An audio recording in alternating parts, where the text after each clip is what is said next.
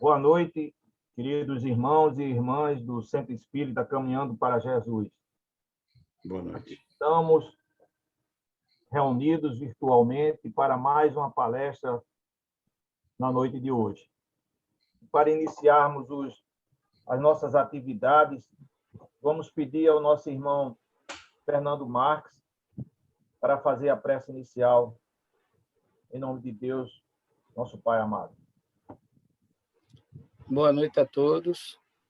Vamos fechar os nossos olhos e dar graças por mais uma palestra virtual do Centro Espírita Caminhando para Jesus. Que a luz dos Espíritos irmãos nos orientem cada vez mais neste momento tão difícil. E que o nosso irmão Valmir seja inspirado na palestra de hoje e que os seus conhecimentos possam se tornar luz na nossa caminhada. Agradecemos, Jesus, e que o teu amor esteja com cada um de nós, hoje, agora e sempre. Assim seja. Assim seja. Assim seja. Então, com essa prece, pedimos permissão a Deus, nosso Pai, ao nosso querido mestre e irmão Jesus, e à espiritualidade do Centro Espírita Caminhando para Jesus, para iniciarmos mais uma palestra virtual. Hoje nós teremos a nossa 172ª palestra virtual, com o nosso amigo Valmir Rodrigues, lá do Centro Espírita Francisco de Assis, o Cefa, lá de Camaragibe. São 172 palestras. É uma coisa maravilhosa isso que nós estamos alcançando. Bom, mas o nosso amigo Valmir, ele nos falará sobre a nossa sexualidade, lembrando que nas nossas muitas existências, nas pluralidades das nossas existências, já assumimos vários papéis na questão do sexo, sendo, ora, no sexo masculino, ora, no sexo feminino. E ele nos fará refletir também sobre a respeito do respeito que nós devemos ter para com o sexo, com as pessoas que convivem conosco, independente do sexo ou da opção sexual que ela possua. Valmir, seja bem-vindo e que a espiritualidade esteja sempre junto de você. Boa noite e a palavra está com você. Muito obrigado. Queridos amigos, queridos irmãos, como sempre, o meu agradecimento à pessoa do Rogério, que nos fez amavelmente este convite para que possamos estar reunidos nesta noite a tratar deste assunto, ou deste tema, se assim o queiram, a respeito do sexo, da sexualidade e do espiritismo. É certamente do meu desejo íntimo que cada um de nós encontre a paz que merece e que deva ser conquistada por cada um de nós. Ampliando os nossos conhecimentos a respeito do mundo espiritual, haveremos de ver que torna-se infinito as múltiplas oportunidades de cada um buscar o exercício do seu sexo ou da sua sexualidade de maneira a que não pode ser colocado ou devidamente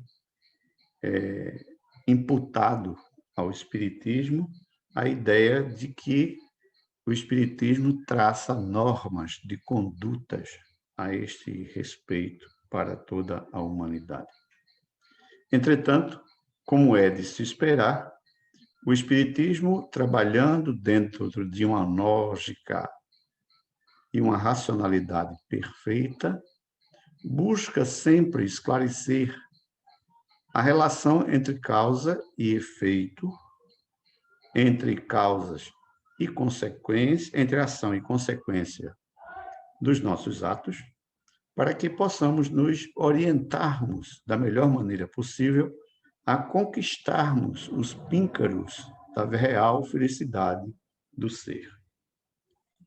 Lembrando que o Espiritismo é uma destas portas, visto que, desde a antiguidade, o sexo e o seu uso já preconizava a ideia de ser uma porta de elevação ou, quiçá, uma porta de queda para os homens. Mas quem se detém a ler o primeiro livro da codificação,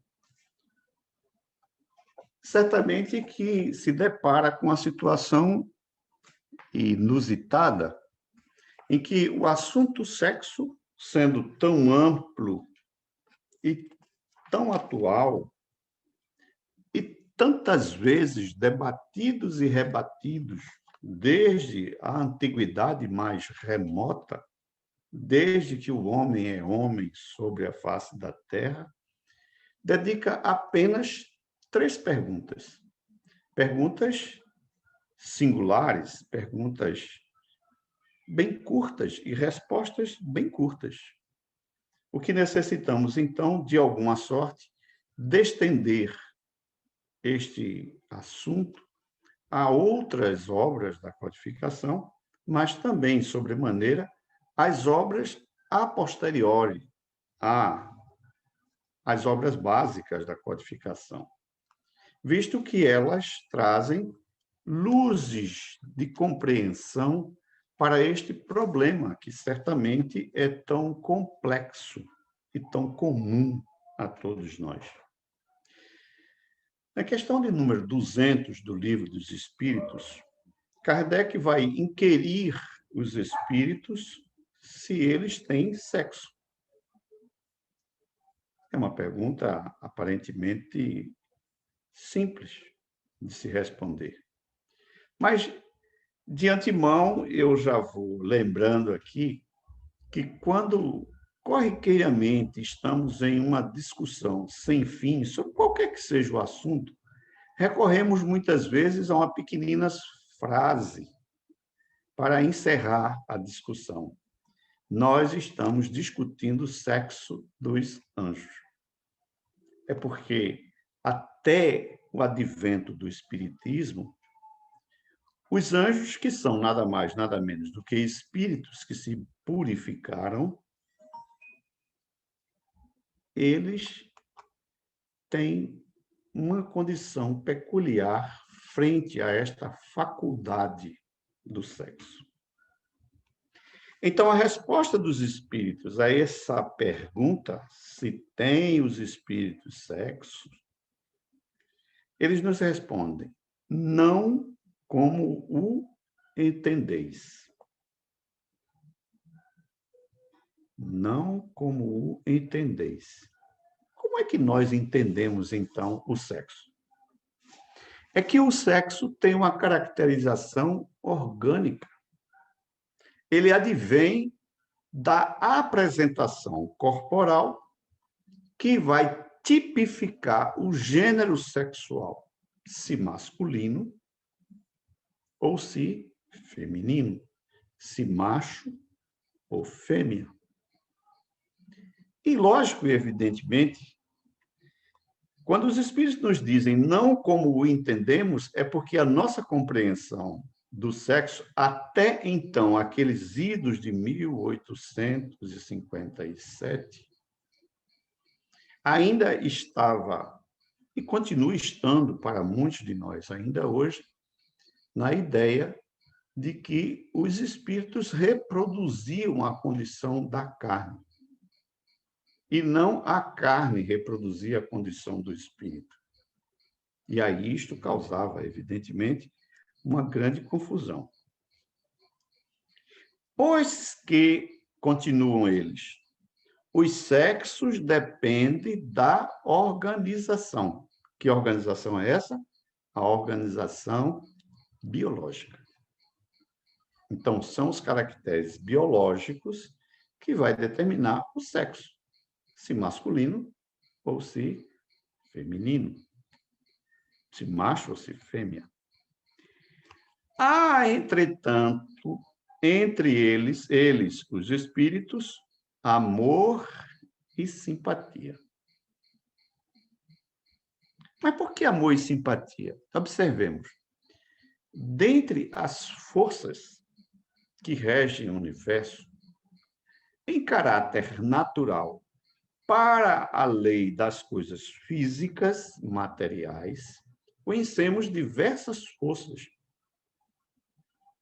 A força gravitacional, a força elétrica, a força magnética, a força muscular, a força de atração universal e tantas outras forças possíveis.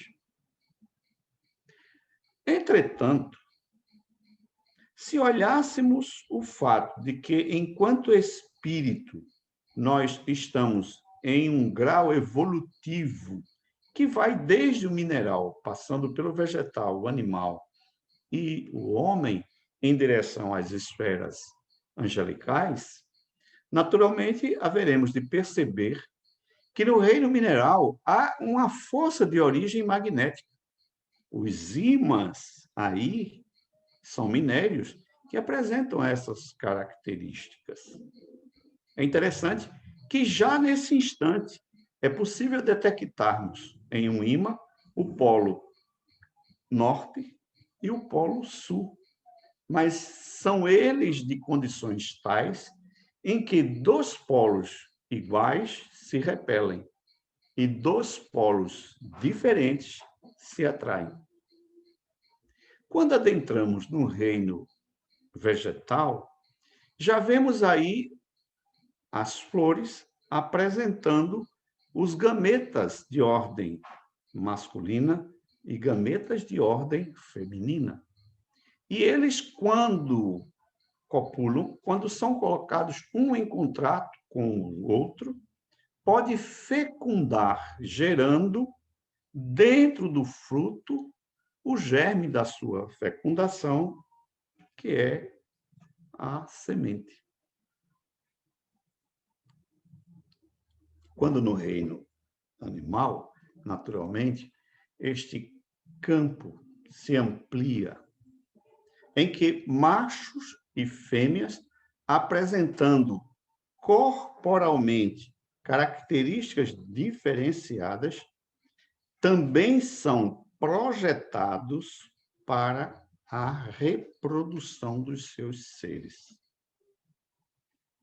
Herdando essas características de origem animal, vamos desembocar no reino homídeo, em que os homens, gozando de uma liberdade que lhes permite o exercício em plenitude da sua inteligência, vai multiplicar ao infinito as possibilidades de encontrar na relação sexual algo que lhe dê prazer, afetividade e, naturalmente, esta magnetização através da força que representa o amor entre duas criaturas de sexo. Então, há entre eles, os espíritos, amor e simpatia. E esta é uma fonte de uma força extremamente importante para que os espíritos cada vez mais unam-se, filiem-se, agrupem-se, não só pelas suas ideias, mas pelas N oportunidades em que tiveram, enquanto encarnados, para se conhecerem uns aos outros. Mas baseados na concordância dos sentimentos. Então, para os espíritos, o que prevalece nesta força que, enquanto estamos nós encarnados a vivenciarmos pela aparência e pela função biológica, determinismo do corpo que sobrepuja o espírito, faz que tenhamos esta ideia de masculino e feminino, e que ela é uma força, sem dúvida nenhuma, como traço de união de todos nós. Mas, para os espíritos, entre eles, há amor e simpatia. E é esta concordância nos sentimentos que fazem que os espíritos se reúnam, se juntem, se agrupem e se ajudem mutuamente. Então, para os espíritos, evidentemente, em condições cada vez mais elevadas e purificadas nas suas condições moralizantes, naturalmente, ele vai se despojando dessa condição instintiva que, determinada pela variedade do sexo, faria que um procurasse o outro para esta autocomplementação. Mas aí o que acontece conosco, que ainda estamos em vias de desenvolvimento, em vias da busca de compreensão da nossa real condição espiritual? Ainda estamos vivendo sobre o império ainda instintivo que determina em nós, muitas vezes, a nossa condição de pensar, de agir. E faz que, ao longo da história, tenhamos, entre aspas, comportamentos que marcam cada um desses períodos históricos da humanidade. Na pergunta 201, Kardec vai perguntar: em nova existência, pode o espírito que anima o corpo de um homem animar um de uma mulher? E vice-versa? Antes que respondamos a esta pergunta, é preciso lembrar que o ser que encarna no corpo feminino vai viver historicamente, porque está posicionado, inserido dentro de uma sociedade biológica, psíquica, social, histórica, o que representa para a sua condição de macho ou para a condição de fêmea, de homem ou de mulher. Todos nós sabemos que, historicamente falando, sociologicamente analisando, o comportamento do homem e da mulher tem sofrido mutações, alterações. É lógico e evidentemente, para que cada vez mais vá se refinando dentro do ser, sair do ponto em que apenas estávamos sob os efeitos e o amparo do instinto, para fazer que, mais evoluído, porém corrompido, apresentemos e busquemos apenas a condição de satisfação dos desejos sexuais. Mas quando mais desenvolvido e evoluído, vamos refinando estes comportamentos para uma conquista de sentimentos Sentimentos esses cada vez mais afetivos, carinhosos, comprometidos, cada vez mais solidários uns com os outros, em que estes traços, que era um fosso de distância entre o masculino e o feminino, vai cada vez mais se aproximando, fazendo que, em determinado instante, quando na escala evolutiva, os seres perdem estas características de homem e mulher para assumir a condição de vivenciar o sentimento, a concordância, o amor e a afetividade. Mas a resposta dos espíritos certamente foi óbvia, né? Dê certo. Sim, então, certamente, nós encarnamos, ora como homens, ora como mulher. São os mesmos os espíritos. Então, o espírito é o mesmo, podendo encarnar ora como homem, ora como mulher, que animam os homens e as mulheres. É que, na verdade, aqui se apresenta uma espécie de moeda de dupla face, cara e coroa, homem e mulher. E o exercício dessa condição, que historicamente se determina para os homens, se determina para as mulheres, vai permitindo a ambos, ou antes, ao espírito que encarna em ambos os sexos, alternando-se quando se faz necessário para a sua aprendizagem, ele vai conquistando, então, o que pode marcar o caractere moral masculino e o caractere moral feminino. Pergunta 212. Quando errante, ou seja, quando na erraticidade entre uma encarnação e outra, quando voltamos ao mundo espiritual, ainda como seres necessitados de reencarnar, seres errantes, que prefere o espírito? Encarnar no corpo de um homem ou no corpo de uma mulher?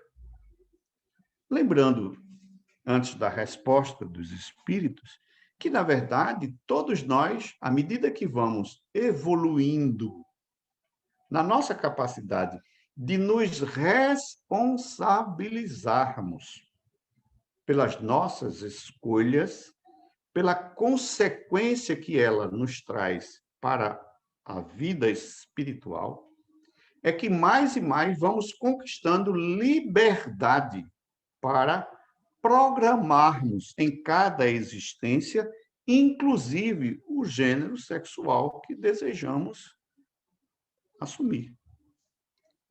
Então, naturalmente, né, enquanto seres errantes, nós participamos do planejamento da encarnação seguinte. E, lógico e evidentemente, que o fato de termos encarnações anteriores faz que encarnações subsequentes, carreando esse aprendizado anterior, vai desembocar na condição de um novo sexo, ou um sexo contrário àquele que estava sendo alternadamente praticado em encarnações anteriores. Mais tarde um pouco, vamos voltar a este tema para justificar alguns comportamentos. Então, a resposta dos espíritos é a respeito de se prefere o espírito ser homem ou ser mulher numa próxima encarnação. E os espíritos disseram, isso pouco lhe importa. Gente, para o espírito pouco importa, eu vou explicar por quê. Porque para o aluno que vai para a escola, o que importa é ele aprender. Não importa se ele será o primeiro da classe ou se ele for o último da classe. Ele quer é aprender, mas todos nós, evidentemente, temos, digamos assim, uma velocidade própria de aprendizagem. Temos uma maturidade espiritual própria da condição espiritual. E aí, naturalmente, torna-se fácil esta aprendizagem em um corpo ou em outro corpo, masculino ou feminino. Então, do ponto de vista do espírito, pouco importa se ele encarna como um ser masculino ou um ser feminino. O que guia na escolha são as provas por que deve passar. Então, pensemos um pouco. A escolha do sexo, ela vem posterior ao que de fato necessita o espírito para aprender, para evoluir, para sentir-se provado na sua evolução. A partir disto, evidentemente, é que há uma escolha se há uma determinação masculina ou uma determinação feminina. Kardec, então, complementa esse texto da seguinte maneira: os espíritos encarnam como homens ou como mulheres, porque não tem sexo. O espírito não tem sexo. Sexo depende da organização corporal. Sexo é o que ele reveste, o espírito reveste-se através do corpo para a sua missão, para o que ele veio executar, para o que ele precisa se sentir provado, para o que ele busca de aprendizado naquele ou neste corpo.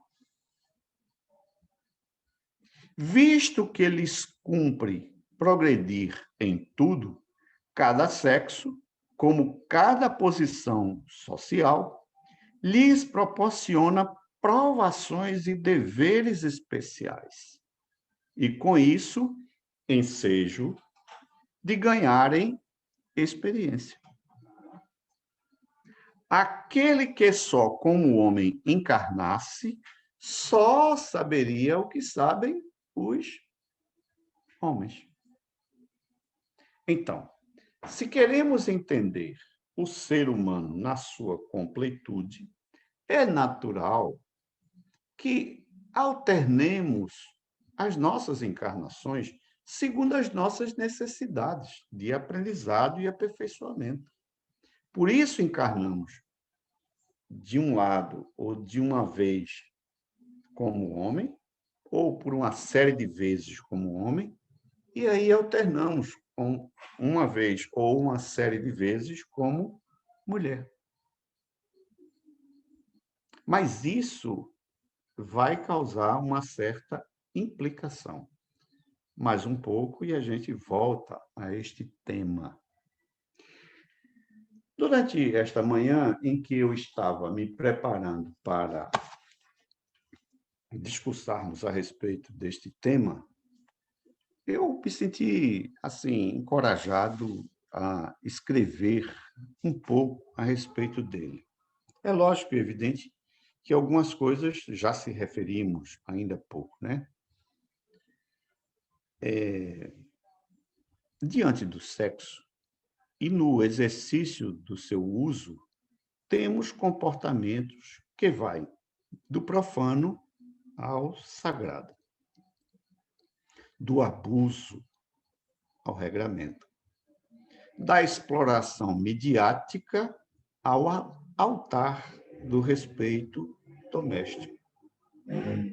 Diremos, a título de não deixar cair no esquecimento, que todos nós só reencarnamos neste planeta graças às imensas possibilidades que o uso do sexo nos faculta. É que, na verdade, nós encarnamos e fornecemos algo de extremamente importante para a reencarnação. É a relação sexual que vai fornecer ao novo ser que virá ser encarnado os elementos iniciais biológicos. Então, somos nós também co-criadores da humanidade, visto que somos duplos, corpo e espírito, e, naturalmente, enquanto corpo, pela sua organização, necessita de gametas masculinos e femininos para que, em um acoplamento de ambos, gerem o novo ser, a célula mãe ou o zigoto, que dentro do útero materno, sob efeito deste caldeirão magnético que é o útero, e sob a administração da reprodução do perispírito, visto que ele é o modelador organizacional biológico do ser, do corpo do ser que vai nascer. Então, neste caldeirão magnético do útero feminino, agrupam-se os elementos materiais para a formação do ser.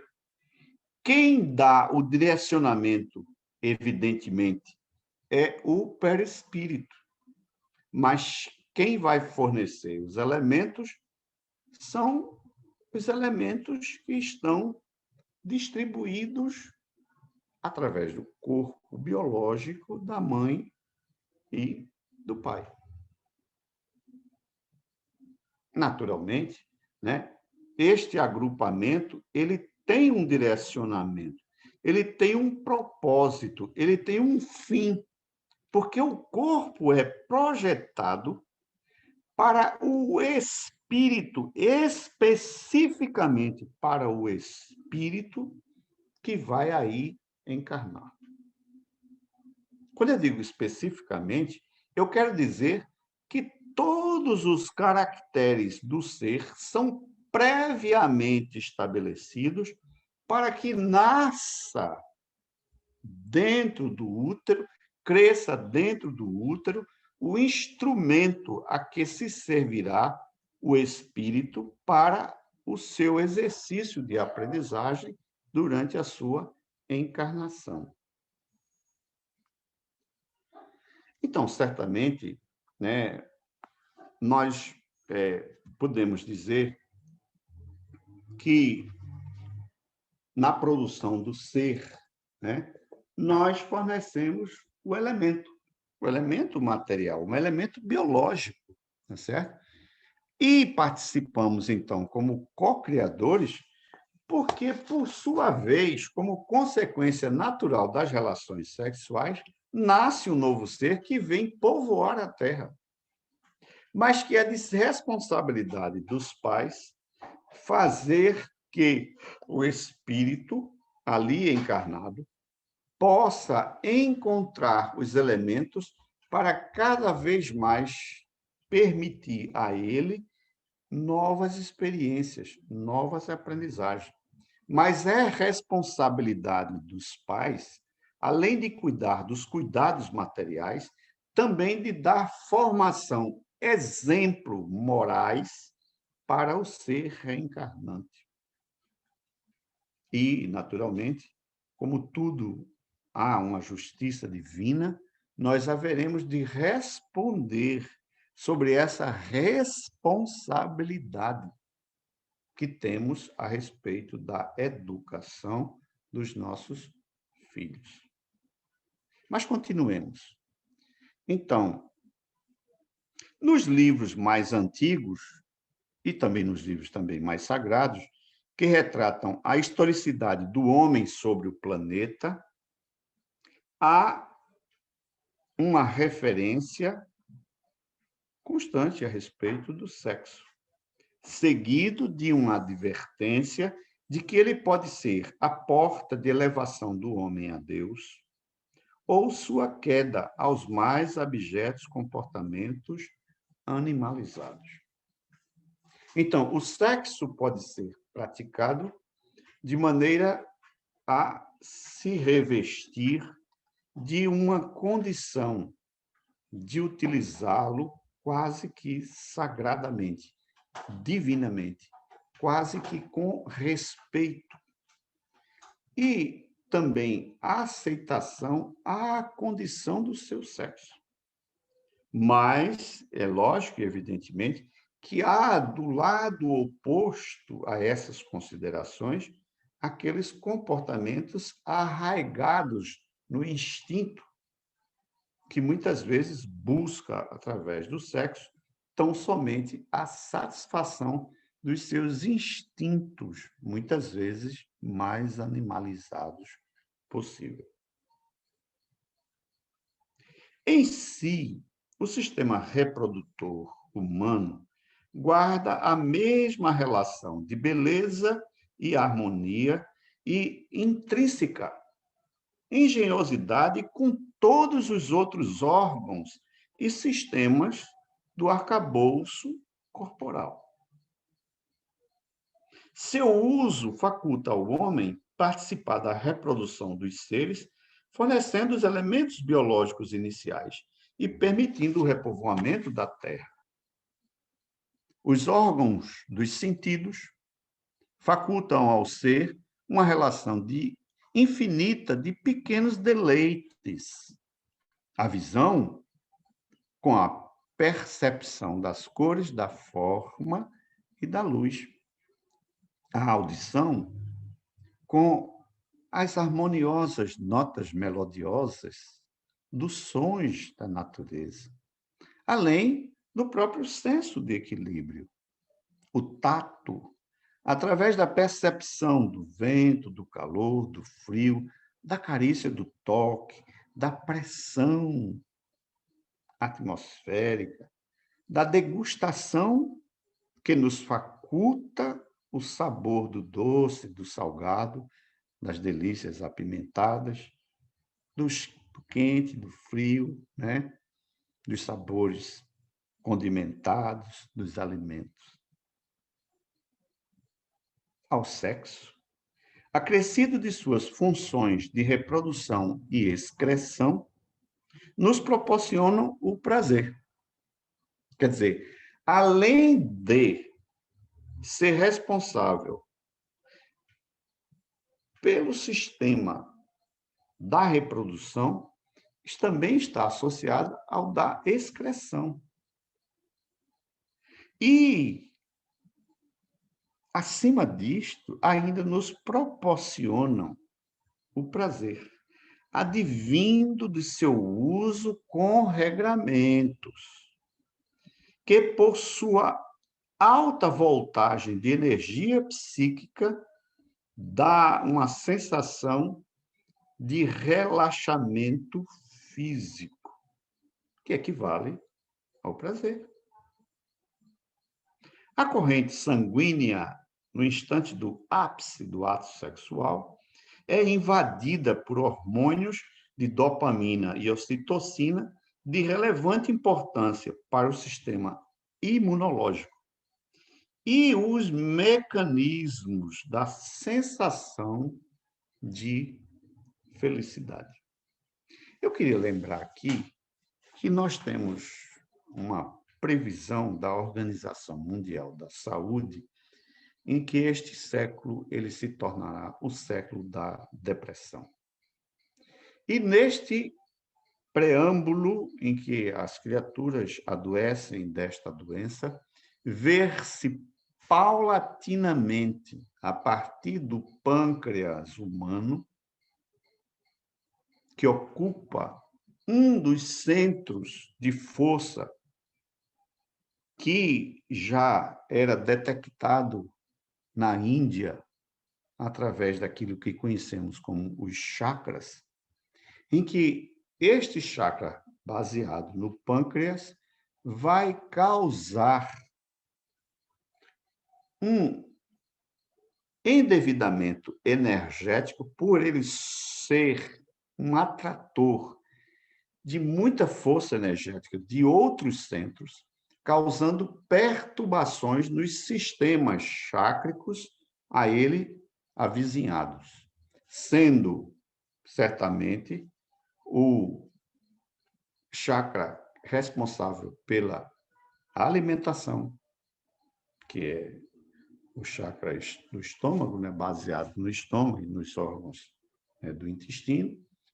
Em seguida vem o chakra cardíaco, onde a gente perde um pouco da alegria e da satisfação que temos com o mundo, caindo, né, para o chakra genésico, também lhe vai roubar energia, retirando, entre aspas, aquilo que a gente conhece como o apetite sexual.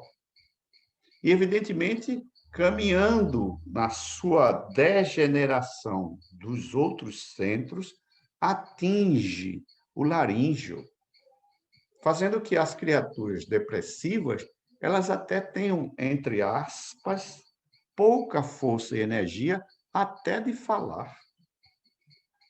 E caminhando um pouco mais acima, vai causar perturbação no centro cerebral do ser. Vai tornando cada vez mais preguiçoso as reações de interação do ser com os seus pares. A depressão, ela é, digamos assim, algo terrível, visto que há uma devastação silenciosa das energias do ser. Lembremos das energias também sexuais do ser. Pois bem, então, nós, com isso, dizemos que o sexo é importante para a alegria do homem, para a felicidade do homem, para o sentir-se, digamos assim, em estado de melhor condição física. Quando, evidentemente, do ato sexual bem feito, né, naturalmente sentimos os efeitos imediatamente, né? Causa um relaxamento das tensões. Do ponto de vista espiritual, há também alterações. A alta voltagem que acaba por se estabelecer um vínculo destas criaturas que estão em simbiose sexual umas com as outras. Então, observe, não é apenas e tão somente para o lado físico que o sexo causa as suas manifestações. Do ponto de vista espiritual, esta energia também vai vincular os seres que se acoplam. Então, quando a gente imagina e pensa, né? Ah, mas isso foi um sexo casual. Não é casual, não, querido. Não é casual porque tem consequências, tem vínculos. Certamente, quando a gente se procura um ao outro, é porque a gente já está, espiritualmente falando, já carente e necessitado deste acoplamento das energias. E aí, naturalmente, né? Naturalmente, a gente há de pensar que essa comunhão traz consequências. Eu diria até consequências, muitas vezes, obsessivas.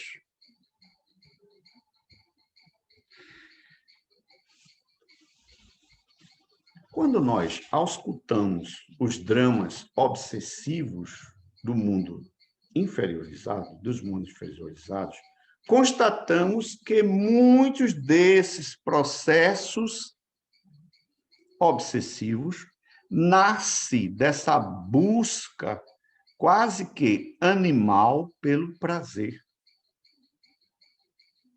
E esta comunhão, esta energia que flui entre os seres, é que permite este entrelaçamento. Então, você começa a se acorrentar. Dizem alguns que, via de regra, quando temos relações com alguém, já estabelecemos, espiritualmente falando, uma relação com mais dois parceiros que aquelas criaturas já haviam trazido consigo anteriormente. Então, se a gente pratica um sexo promíscuo, naturalmente a gente está em riscos de se ver enredado por processos obsessivos. A relação sexual é o encadeamento que funde o destino de criaturas que ainda não despertaram para a real importância do sexo. Então, nós estamos, digamos assim, agregados espiritualmente, porque comungamos deste mesmo sentimento ou dessa sensação, poderíamos dizer assim, certo? Uma vez que o sexo aí não está ainda completamente evoluído, né? Dessas sensações que causam o ato sexual. Outro sim, não podemos olvidar quão santa, respeitosa e nobre é o uso do sexo nos altares domésticos, proporcionando uma relação de confiança entre os casais. Vejam só, nós estamos falando de que quando o sexo é reverenciado na sua beleza, na sua grandeza, no seu propósito, quando enxergamos aí o propósito divino de nos fazer reencarnar, quando temos uma relação de cumplicidade uns com os outros, naturalmente, isto vai aprimorar a nossa confiança um no outro. Ao invés da desconfiança natural, né, daquele sexo casual, temos aqui a construção de uma confiança sedimentada, evidentemente, no ápice, que é cumular, tá certo? Uma relação sexual respeitosa. Relações essas fraternais. Nesses lares, vemos que a relação de respeito e harmonia vão do quarto à sala e da sala ao quarto. Quando eu digo quarto e sala, eu estou aqui criando a imagem, tá certo? De que na sala reúnem-se os filhos, mas os filhos compreendem quando os pais têm uma relação fraternal. Mais do que ninguém, eles percebem claramente quando as coisas não vão bem entre os casais. E muitas delas vítimas que são desta condição de sexo animalizado, desenfreado, e que busca só o prazer, e que não tem fundamento, uma liga, uma força maior, faz com que haja desajustes na família de caráter e consequência lamentáveis. Porque quando voltamos ao mundo espiritual, vemos que, naturalmente, não tivemos maturidade no uso destas faculdades que nos permite o sexo. Relatos espirituais nos dão conta que no momento da relação sexual também é assinalado como uma certa expectativa pelo mundo espiritual. O que eu estou dizendo com isto é que a relação é a dois corpos. Mas nessa relação que se dá aqui, há uma certa movimentação no mundo espiritual. Quando esta relação se dá em um ambiente de concórdia e respeito, é acercado de uma proteção exercida pelos espíritos que guardam no lar as funções de espíritos familiares. Alguns relatos, sobremaneira na obra do André Luiz, do Emmanuel, diz que os espíritos ficam guardando do lado de fora das portas enquanto os casais estão no exercício amoroso. No ato do exercício, se houver acoplamento biológico para a geração de um novo ser, espíritos são encarregados para virem magnetizar as células masculinas e femininas para a fecundação do novo ser. Mas atenção.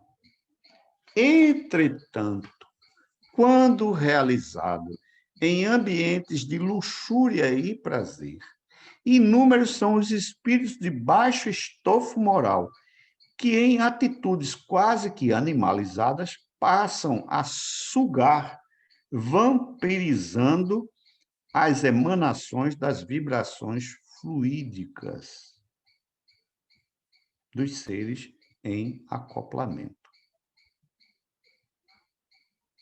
Então, atenção. Quando se vai a um prostíbulo, quando se vai a um hotel, quando se vai a um lupanar, né? Quando se vai a uma casa de recursos ou coisa que o valha, estamos praticando sexo desenfreado, né? Quase que animalizado. Os espíritos invadem, presenciam o coito, eles se deliciam, participam até dos atos, muitas vezes. Eles vampirizam os nossos fluidos espirituais. Nós estamos falando disso, né? E gostaríamos de fazer um grande alerta. O Espiritismo, porém, não traça uma regra de conduta diante desta faculdade que se desdobra ao infinito, sem ditar normativas, regras, porém sem deixar de, através do esclarecimento de um ponto de vista espiritualizado e elevado moralmente falando. Então, o Espiritismo faz as suas revelações mostrando as consequências de cada ato, sem, com isso, restringir o livre-arbítrio de quem quer que seja. Porque se Deus concedeu o livre-arbítrio ao homem, não poderia o exercício do movimento espiritual lhes colocar uma peia, umas rédeas, uma norma. Cada um, evidentemente, tem que buscar a compreensão dos seus limites, do uso devido e adequado destas energias, que são extremamente importantes e que muitas vezes não valorizamos à altura.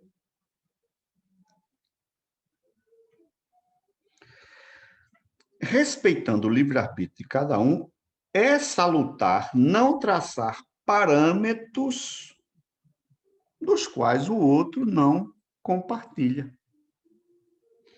Dentro desta visão, a título de aplicação, comentamos sobre algumas atitudes, como o homossexualismo, que traz o lesbianismo, trazem os gays, os bissexuais, né?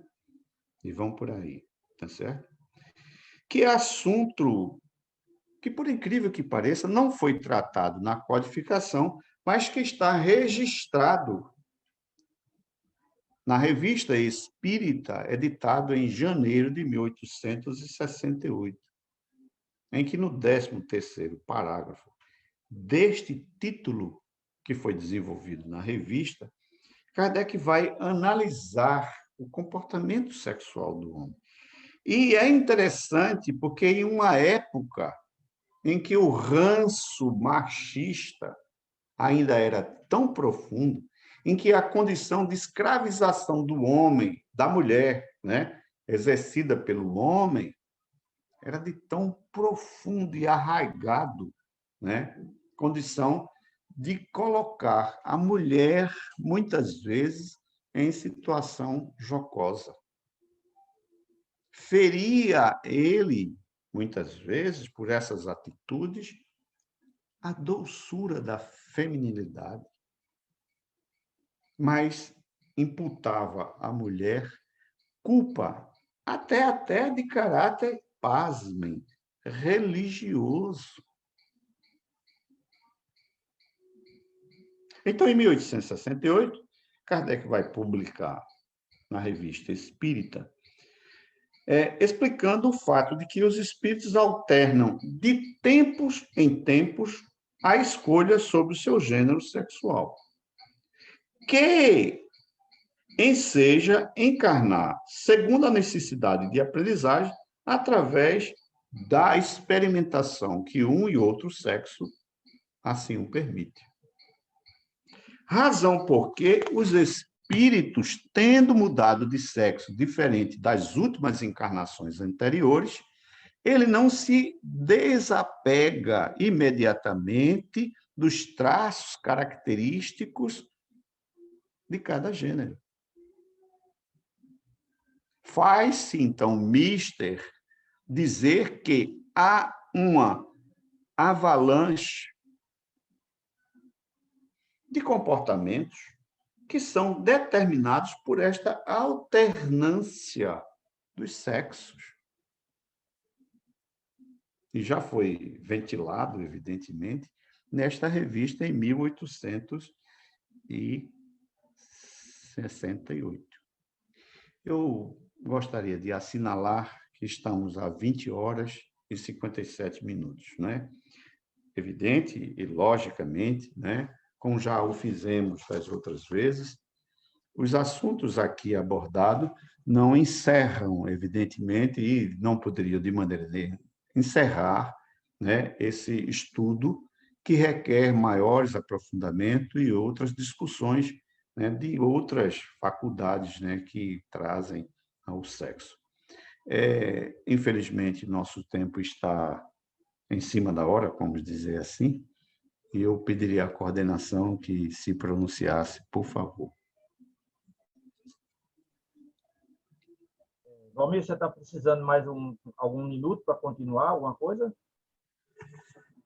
Olha, é porque nós temos ainda, assim, pelo menos uns 15 minutos. Eu sugeriria o seguinte, se fosse possível, logicamente, né? Eu não sei se é do agrado e do consentimento e da concordância de todos, que a gente pudesse colocar outras coisas em outras oportunidades, né? Eu gostaria de... Eu sugiro que na próxima oportunidade, Sim.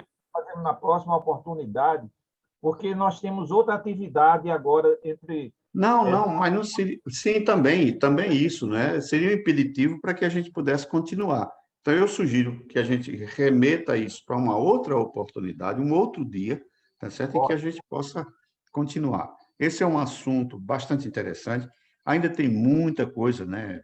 Pelo lado psicológico, tá certo? Pelo lado histórico, né? Os modismos que têm acontecido, né? As coisas assim de caráter, né, mais histórico, bíblicos, tá certo? Que a gente também precisa lançar um pouco de luz, né, para outras compreensões. A questão da virgindade de Maria, por exemplo, né? Eu gosto às vezes de tocar nesse assunto, mas com muito contrito, para que não haja a impressão de que o espiritismo banaliza essas coisas, tá certo? Em outras palavras, ainda é material para uma outra reunião, tá certo? Se me for permitido, evidentemente, tá certo? Claro, mas será. É Eu muito agradeço. importante, né, esse tema, né, de espiritismo e sexo, especialmente aqui, né, nesse momento em que nós estamos vivenciando 4 assassinatos de pessoas transexuais aqui em Pernambuco em apenas um mês. Então, esse tema da sexualidade, e o sexo e o espiritismo é muito importante para nós, nesse momento aqui tão triste que nós estamos vivenciando aqui em Pernambuco com esses casos que estão ocorrendo. Mas vamos deixar, Ô, então, para a Douglas, oportunidade, Douglas, né? se me permita só um segundo, só um segundo. Veja, nós comemoramos dia 28 de junho passado, não a nível local ou a nacional, mas a nível mundial, o movimento LGBTQIA+. É um movimento, né, que, evidentemente, né, traz consigo a ideia da liberdade do uso sexual ou da sexualidade, tá certo? E, evidentemente, que a gente precisa lançar luz sobre esses assuntos do ponto de vista espiritual. Não é para o encarceramento dos seres, não é para a tipificação ou para a normatização, tá certo, do comportamento, mas é para mostrar as consequências, né? Será que o sexo anal, por exemplo, é uma coisa boa ou é uma coisa ruim do ponto de vista biológico ou do ponto de vista espiritual? Será que os gays, tá certo? Tendo o homossexualismo, né, como base de apoio, tá certo? É uma coisa que desagrada a Deus? A gente pode pensar, né, deixar, digamos assim, a imaginação voar um pouco, não é, para a gente poder amadurecer melhor a discussão. Mas, como eu já disse, eu sugiro, e se me for dada a oportunidade, eu ficaria bastante feliz, tá certo, para a gente poder continuar em outra oportunidade. 1 hora só, às vezes, é pouco, né? Infelizmente. Eu, às vezes, penso que falo muito, mas quando a gente começa a falar, meu Deus, o tempo já voou, Tema que infelizmente. requer muito tempo para amadurecer as ideias e transmitir o conhecimento, né? Isso. Porque envolve a todos nós, a sexualidade. Mas, Valmir, eu vou pedir a você agora para fazer a prece final da noite de hoje, e lembrando a todos que estão em tratamento da casa, que fiquem em vibração até as 9h30, e estaremos fazendo vibrações por todos aqueles que estão em trabalho e necessitando de auxílio. Por favor, Valmir, faça a prece de Pois encerramento. não. Antes que a gente possa iniciar a nossa oração, eu gostaria de deixar registrado o meu agradecimento pela oportunidade de estarmos reunidos, evidentemente, podendo falar desses assuntos, né, de nível espiritual, que é tantas vezes esclarecedor e lança luz sobre pontos, né, que interiormente ainda causam muita inquietação em nós. Vamos orar. Senhor Deus, Pai Criador, amoroso, judicioso de toda a criação, somos gratos a Ti pela oportunidade, Senhor, de aqui estarmos todos a labutar, a aprender na relação gregária uns com os outros. Somos gratos por nos permitires a existência. Somos gratos por saber que até aqui tem nos ajudado o pastor divino que enviaste para todos nós, o Cristo Jesus, que, encarnado entre nós, tinha como propósito nos fazer despertar o amor, para que cada vez mais pudéssemos ascender a uma condição divina, cuidando cada vez mais de nos tornarmos seres caridosos, que têm empatia, que têm simpatia, que têm em si forças adormecidas de sentimentos que vai nos tornar cada vez mais efetivamente cuidadores da criação divina. Tu, ó Cristo, és o nosso modelo e guia. És a luz do sol da meia-noite, em que nos desesperamos na escuridão da ignorância. És a força que, tal qual o sol, brilha dentro de cada um de nós. a tua vinda está dentro de um planejamento para que todos os homens amem-se uns aos outros. E colocou-se o Cristo como símbolo deste amor. Amai-vos uns aos outros, como eu vos amei. Assim, Pai amado, somos gratos por todos aqueles que, em legião espiritual, desce às condições mais enfermas e doentias dos rincões da terra, para favorecer aqueles que estão hospitalizados, aqueles que estão desabrigados, aqueles que sentem-se perdidos diante da morte, aqueles que padecem de fome, de sede de justiça, aqueles que estão estropiados e que já perderam a fé. Ajuda-nos, Senhor. Ampara-nos neste momento de aflição de toda a humanidade, em que vemos a epidemia ceifar tão prematuramente os nossos seres mais queridos e amados. Dai-nos a compreensão da tua justiça e do teu amor, para que, fortalecendo a nossa fé, efetivamente não percamos a nossa esperança, mas que tua luz de orientação e consolo possa abrigar os nossos corações ainda em desespero, possamos nos sentir cada vez mais irmanados ao ouvir tua voz e a obedecer como as ovelhas obedecem e ouvem ao seu pastor.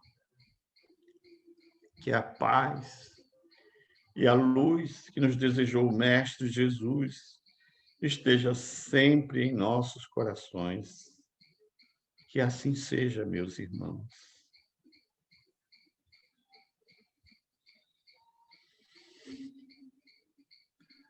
Que assim seja, irmão.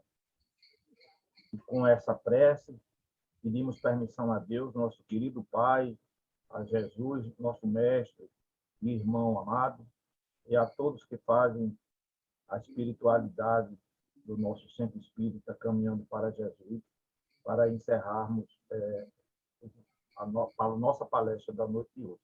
Sem antes agradecer a você por essa excelente palestra e enviamos também a todos que fazem o Centro Espírita Francisco de Assis, o CEFA, lá em Camaragibe, o nosso abraço fraterno.